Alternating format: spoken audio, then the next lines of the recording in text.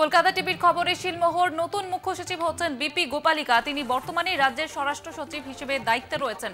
হরিকৃষ্ণ দ্বিবেদীর পরে তিনি মুখ্য সচিব হিসেবে দায়িত্ব নিতে চলেছেন। বর্তমান মুখ্য সচিব হরিকৃষ্ণ দ্বিবেদী 6 মাসের এক্সটেনশনে রয়েছেন। 31 ডিসেম্বর পর্যন্ত তার এক্সটেনশনের মেয়াদ রয়েছে।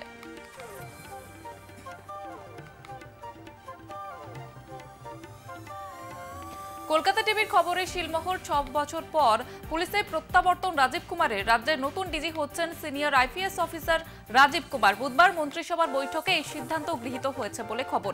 এর আগে কলকাতা পুলিশ কমিশনার ছিলেন রাজীব কুমার। এদিকে বুধবারই অবসর বর্তমান ডিজি মনোজ মালব্যের। আগামী 3 বছর রাজ্যে পুলিশের উপদেষ্টা হচ্ছেন মালব্য।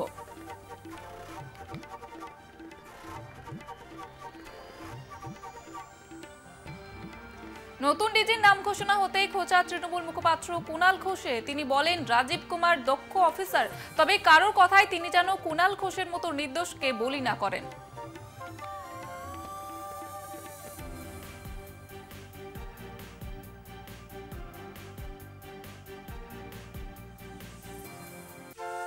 হেলথ স্কিমের গ্রাহকদের নিয়ে গুরুত্বপূর্ণ সিদ্ধান্ত রাজ্যের মন্ত্রিসভার বৈঠকে। সরকারি কর্মচারীদের পাশাপাশি এবার পঞ্চায়েত কর্মীরাও পাবেন হেলথ স্কিমের সুবিধা। এটি একটি যুগান্তকারী সিদ্ধান্ত, অভিমত বিশেষজ্ঞদের। এই সুবিধার জেরে 25 থেকে 30 হাজার পঞ্চায়েত কর্মী সুবিধা পাবেন। এছাড়াও বুধবার মন্ত্রিসভার বৈঠকে একাধিক সিদ্ধান্ত নেওয়া হয়েছে। জানা গিয়েছে, চা শ্রমিকদের জমির পাট্টা দেওয়ার পাশাপাশি বাড়ি বানানোর জন্য 1,20,000 টাকা দেওয়া হবে। 29 জন হোমিওপ্যাথি অফিসার নিয়োগ করা হবে। বিএলআরও অফিসগুলিতে চুক্তির ভিত্তিতে 427 জন কর্মী নিয়োগের সিদ্ধান্ত নেওয়া হয়েছে। এছাড়াও জেলা পরিষদের ইঞ্জিনিয়ারদের অন্যত্র ট্রান্সফার করার সিদ্ধান্ত নেওয়া হয়েছে মন্ত্রিসভার বৈঠকে।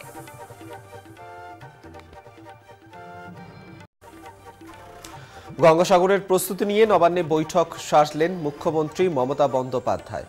পুলিশ প্রশাসনের কর্তাদের নিয়ে বৈঠক করলেন তিনি। মেলা কতদিন চলবে, সেখানে পুণ্যার্থীদের জন্য কি কি ব্যবস্থা থাকছে সেই নিয়ে বিস্তারিত আলোচনা করেন তিনি। মেলায় ভিআইপিদের পাইলট কার্ড নিয়ে ভিড় না করার নির্দেশ মুখ্যমন্ত্রীর। জিপিএস ট্র্যাকিং, স্যাটেলাইট ট্র্যাকিং থাকবে ইসরোর সহযোগিতায়। মেলার সময় বাড়তি ট্রেন চালানোর আবেদন জানিয়েছেন মমতা বন্দ্যোপাধ্যায়। পুণ্যার্থীদের স্বাস্থ্য পরিষেবার বিষয়টিকে প্রতিবারের মতন এবারও বিশেষভাবে গুরুত্ব দেওয়া হয়েছে। নিরাপত্তার ক্ষেত্রেও যে কোনো রকম আপোষ করা হবে না, তা বৈঠকে সাফ জানিয়ে দিয়েছেন মুখ্যমন্ত্রী।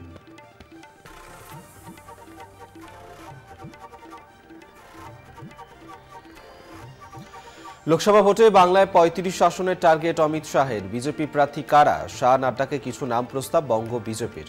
তমলুকে দিব্যেন্দু, কাঁথিতে শিশিরের বদলে সৌমেন্দু অধিকারী, কোচবিহারে নিশীথের নাম প্রস্তাব। কলকাতা টিভিতে এক্সক্লুসিভ।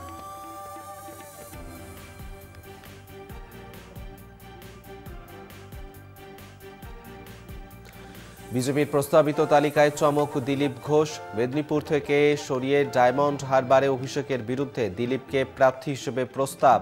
মিঠুন চক্রবর্তীকে যাদবপুরের প্রার্থী হওয়ার প্রস্তাব। বোলপুরে অনুপম হাজরা।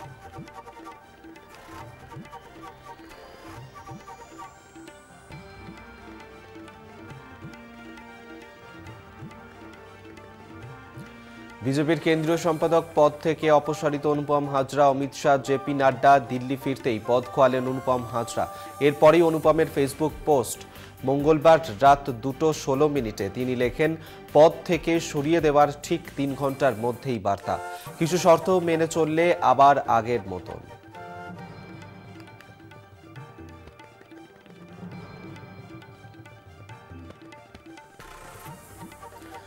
বিজেপির কেন্দ্রীয় সম্পাদক পদ থেকে অপসারণের পর একের পর এক পোস্ট অনুপম হাজরার। ফেসবুক পোস্টে লেখা, সবকিছুর জন্য মোদিজি আপনাকে ধন্যবাদ। আপনি যদি বিশ্বাস করেন আপনি ঠিক, তবু আপনার সমালোচনা হচ্ছে, আপনার উপর চিৎকার হচ্ছে। মনে রাখবেন, প্রতি খেলায় দর্শকরাই চেঁচামেচি করে, খেলোয়াড়রা চিৎকার করে না। খেলোয়াড় হয়ে উঠুন, নিজের ওপর বিশ্বাস রাখুন।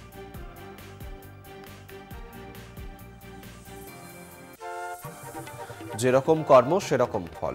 অনুপমের ক্ষেত্রে সেটাই হয়েছে। কেন্দ্রীয় সম্পাদকের পদ থেকে অপসারণের পর বিস্ফোরক বিজেপির বীরভূম সাংগঠনিক জেলার সভাপতি ধ্রুব সাহা।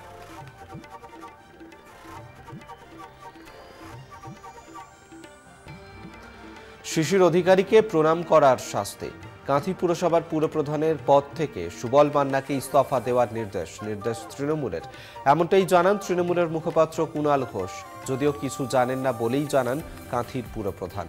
আরও পরীক্ষা দেওয়ার জন্য তিনি প্রস্তুত। দল অসম্মানিত হলে তিনি দলের কাছে ক্ষমাপ্রার্থী বলেই জানিয়েছেন সুবল মান্না।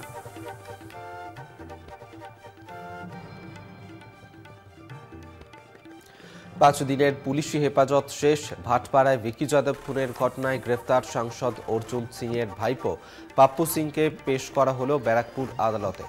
জগদ্দলের বিধায়ক সোমনাথ শ্যাম চক্রান্ত করে তাকে ফাঁসিয়েছে বলেই জানান তিনি।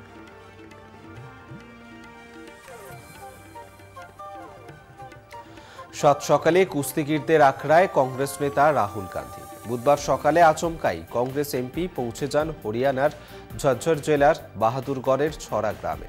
দেখা করেন বীরেন্দ্র আখড়ার কুস্তিগিরদের সঙ্গে। মন দিয়ে শোনেন তাদের সুবিধা অসুবিধার কথা। কুস্তিগিরদের এই পরিণতিতে রীতিমতন মর্মাহত রাহুল। এই নিয়ে এক্স হ্যান্ডেলে রাহুল প্রশ্ন তোলেন রাগা।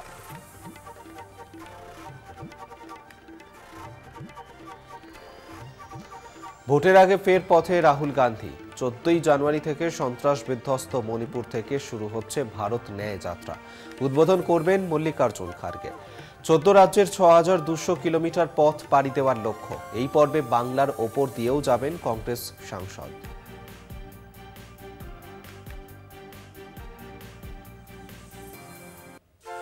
প্রধানমন্ত্রী নরেন্দ্র মোদীর বিকশিত ভারত সংকল্প যাত্রায় অংশগ্রহণকারীদের সঙ্গে ভার্চুয়ালি বৈঠক করেন প্রধানমন্ত্রী নরেন্দ্র মোদী। আদিবাসী গৌরব দিবস অর্থাৎ 15ই নভেম্বর বিকশিত ভারত সংকল্প যাত্রা শুরু হয়। আদিবাসীদের জীবনযাত্রার উন্নয়নের জন্যই সরকারের পরিকল্পনা এবং পদক্ষেপের কথা তুলে ধরা হচ্ছে এই যাত্রায়।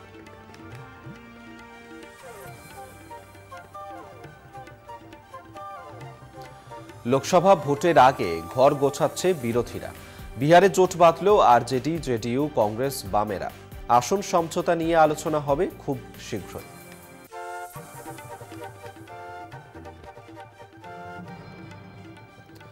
পুঞ্জে সেনাবাহিনীর ওপর হামলার পর বুধবার উপত্যকায় গিয়েছিলেন রাজনাথ সিং।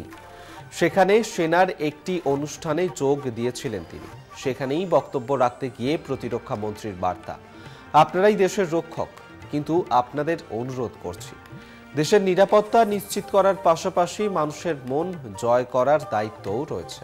নিরাপত্তার নামে কোনো নাগরিককে আঘাত করা ঠিক নয়। জম্মু ও কাশ্মীরের সাধারণ মানুষের ওপর সেনার অত্যাচারের অভিযোগ, এদিন কার্যত সেই অভিযোগ স্বীকার করে নিলেন রাজনাথ সিং।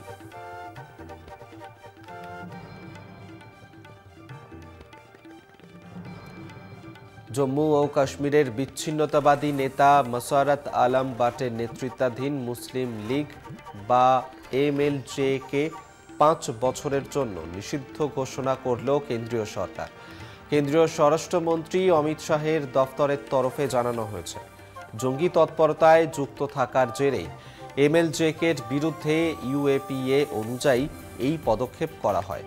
সরকারি বিজ্ঞপ্তিতে বলা হয়েছে, MLJ-কে কাশ্মীর উপত্যকার ভারত বিরোধী এবং পাকিস্তানপন্থী প্রচারের সঙ্গেই জড়িত।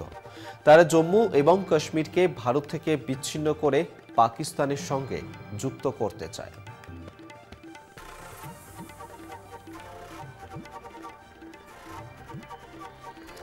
সাইনবোর্ডে কন্নড় ভাষার দাবি এবং কন্নড় ভাষার দাবিতেই অগ্নিগর্ভ পরিস্থিতি হয়ে উঠল বেঙ্গালুরু।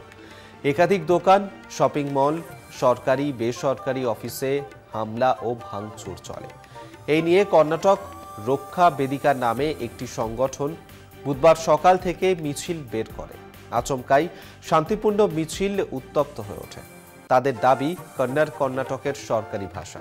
শহরের অধিকাংশ বাসিন্দাই কন্নড় ভাষী, অথচ অধিকাংশ সাইনবোর্ড ইংরেজি অথবা হিন্দিতে লেখা। মিছিলকারীরা আশেপাশের দোকান, অফিস যেগুলিতে কন্নড় ভাষায় সাইনবোর্ড নেই সেখানে ভাঙচুর চালায়। সেই কারণেই সাইনবোর্ডে কন্নড় ভাষা চালু করা হোক, এমনই দাবি জানিয়েছেন তারা।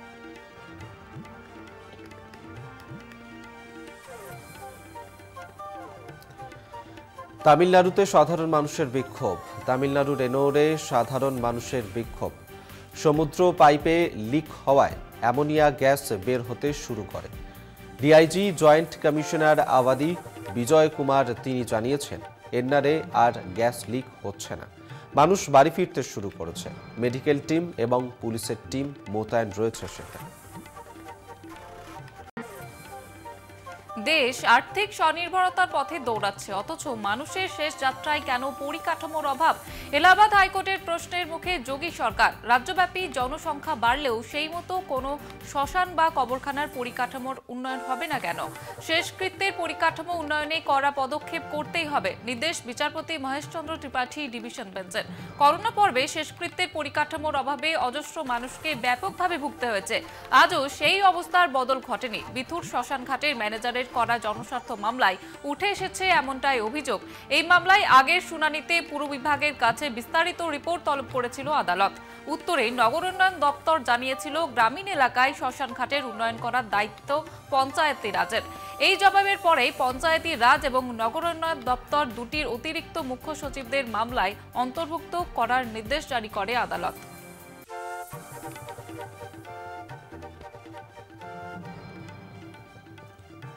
আইডিয়া আদৌ একচেটিয়া অধিকার নয়। রণবীর কাপুরের সংসারায় নিষেধাজ্ঞা নয়, সিদ্ধান্ত দিল্লি হাইকোর্টের।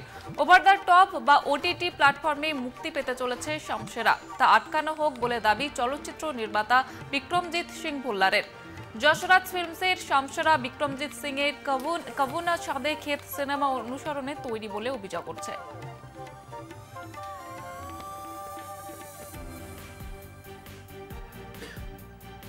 যুদ্ধের ছায়া পড়েছে আন্তর্জাতিক জলপথ পরিবহনেও। ইসরায়েল হামাস যুদ্ধের কারণে জোরালো হচ্ছে মধ্যপ্রাচ্যের সংলগ্ন জলপথ পরিবহনের পরিস্থিতি। ফের লোহিত সাগরে জাহাজের ড্রোন হামলা চালিয়েছে হাউতি জঙ্গি গোষ্ঠী। দাবি ইসরায়েলের, গত 7 অক্টোবর হামাস গোষ্ঠী ইসরায়েলের ওপর হামলা চালানোর পর থেকে লোহিত সাগরে হাউতি গোষ্ঠীর এটি 15তম আক্রমণ বলে দাবি করা হচ্ছে।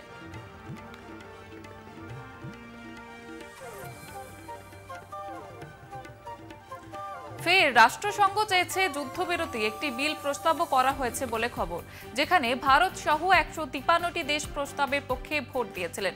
আমেরিকা সহ আরও 10টি দেশ প্রস্তাবের বিপক্ষে ভোট দিয়েছিল। তবে যুদ্ধবিরতি নয়, হামাসকে নির্মূল করতে উদ্গ্রীব ইসরায়েল। দক্ষিণ গাজায় শুরু হয়েছে বোমাবর্ষণ। এখনো পর্যন্ত গাজায় মোট নিহতের সংখ্যা 21,000 ছাড়িয়েছে।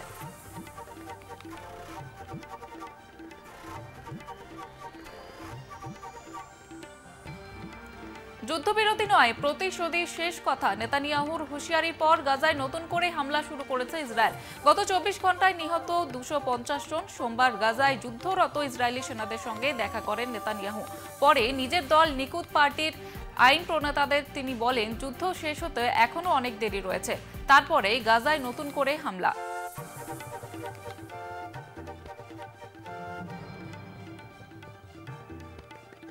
বানভাসী কঙ্গো, প্রবল বর্ষণে ধ্বংস একাধিক বাড়ি, জলের তলায় রাস্তাঘাট। বন্যায় আটকে পড়াদের উদ্ধারে মোকাবিলা বাহিনী। বন্যায় এখনো পর্যন্ত 22 জনের মৃত্যু হয়েছে বলে খবর, যার মধ্যে একই পরিবারের 10 জনের মৃত্যু হয়েছে বলে জানা গিয়েছে।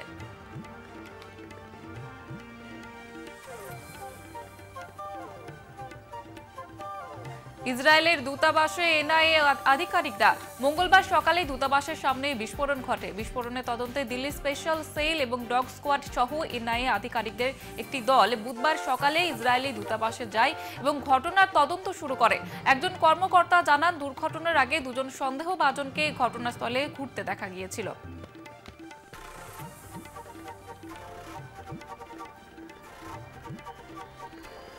পাঁচ দিনের রাশিয়া সফরে বিদেশমন্ত্রী এস জয়শঙ্কর রাশিয়ার বিদেশমন্ত্রী সের্গেই লাভরভের সঙ্গে দেখা করেছেন।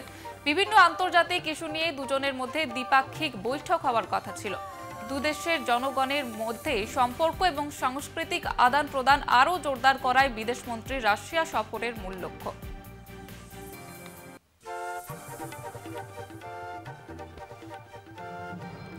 প্রয়াত অস্কার জয়ী ছবি প্যারাসাইটের অভিনেতা লি সান কিউন বুধবার সকালে তার গাড়ির ভিতর থেকে মৃতদেহ উদ্ধার করা হয়।